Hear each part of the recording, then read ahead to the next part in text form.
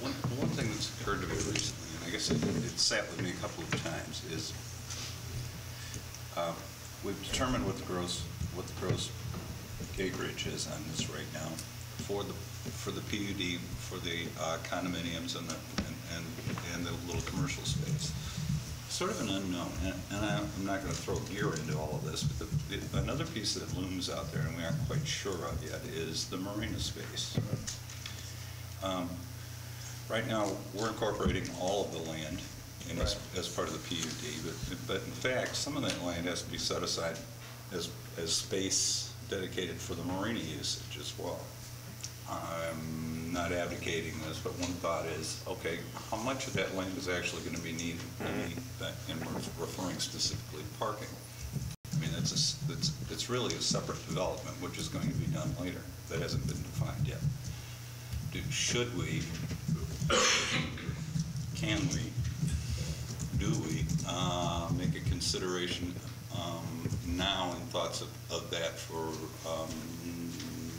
perhaps setting some of that aside as land dedicated for, taken out of the equation for the current PUD, and set aside as something for the proposed marina. I guess I'm not clear on that. So the marina is not included in the PUD? Well, I don't know if it's necessarily defined yet. I think what sort of goes along with what Joe was talking about, to the extent that the marina could be classified as a commercial use, if you're using all of the property that's there for purposes of determining gross acreage and density for residential, and you say, okay, all that's there would result in 43 units, and they build 43 units, and then 5 years later build the marina and now need parking space for the marina, that land has already been used to determine the density calculation for the residential, and it's being counted twice. Yeah, what do you say?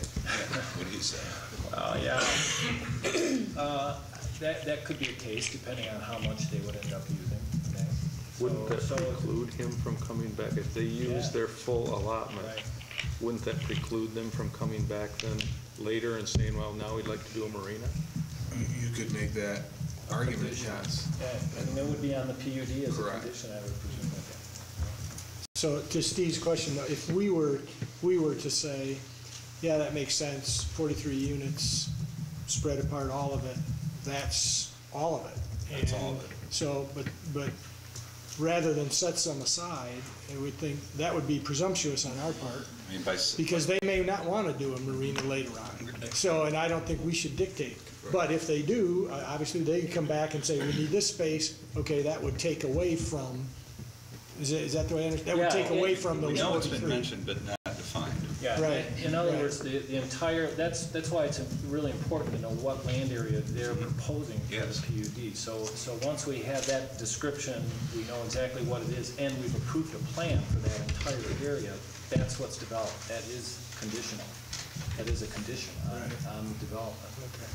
That doesn't mean that they can't come in back in and try to amend it, but you would want to pull out all your records and see what your thinking was at this time. Well, you did that, of course. You know. I mean, we're certainly spending a great deal of time and effort to determine what the densities could be. Right. And if we're basing that upon the existing land right now, then that's all the land. Right.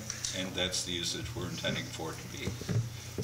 And they may well do that. There could be a cross-section on there that says this might be future marina, then we'd want to pull it out of the density calculation as you talked about before. And in fact, if we're going to ask for, if we're going to get to some more densities, that's a piece for them to make a determination on quite soon as well. Now on the commercial and the residential